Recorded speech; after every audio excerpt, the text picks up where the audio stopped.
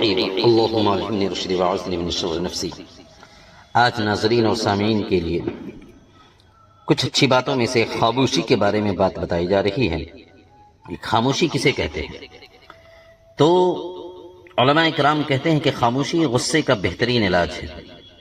اسی طریقے سے خاموشی مومن کا تاج ہے۔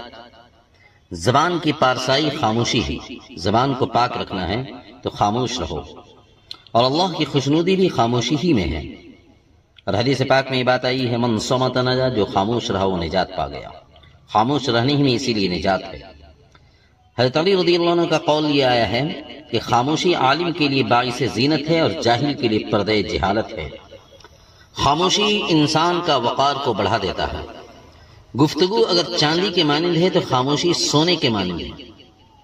خاموشی بجائے خود ایک عبادت کے مانند ہے۔ خاموشی بجائے خود ایک عبادت ہے۔ عقلمند کا طریقہ ہے کہ خاموش ہی رہے، عقلمند کا طریقہ خاموش ہی رہنا ہے، اور جاہل کا شیوا ہے کہ بولنا اور بکواس ہی کرنا ہے۔ ایک شریفانہ جواب تحمل اور خاموشی ہی ہے۔ لقمان حکیم کے اقوال میں سے ہے، ایک شریفانہ جواب تحمل اور خاموشی ہے۔ اسی لیے زیادہ بولنے سے انسان کا دل مردہ ہو جاتا ہے، خواہ بولنے والے کی گفتگو عدن کا موتی ہی کیوں نہ ہو۔ زیادہ ہنسنا یا زیادہ بولنا یہ دل مردے کے مانند ہو جاتا ہے۔ اسی لیے خاموشی دل کا سکون ہے۔ خاموشی نیم رضا کے مانند ہے۔ خاموشی سے اللہ راضی ہوتا ہے۔ زبان منہ میں قید رکھ کر زندگی بسر کرو، اور لوگوں سے زیادہ توقعات امیدیں نہ رکھو، لوگوں سے زیادہ امیدیں وابستہ نہ رکھو۔ خاموشی عبادت ہے بغیر محنت کے، وہ حیات ہے بغیر سلطنت کے، فتح ہے بغیر جنگ، اور قلعہ ہے مومنین کا۔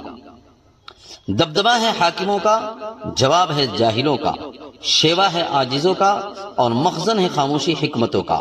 اگر آپ خاموش رہیں گے تو بری باتیں آپ کی زبان پر کبھی نہیں آئیں گی۔ اسی لیے خاموش انسان کو زیادہ رہنے میں فائدہ ہے۔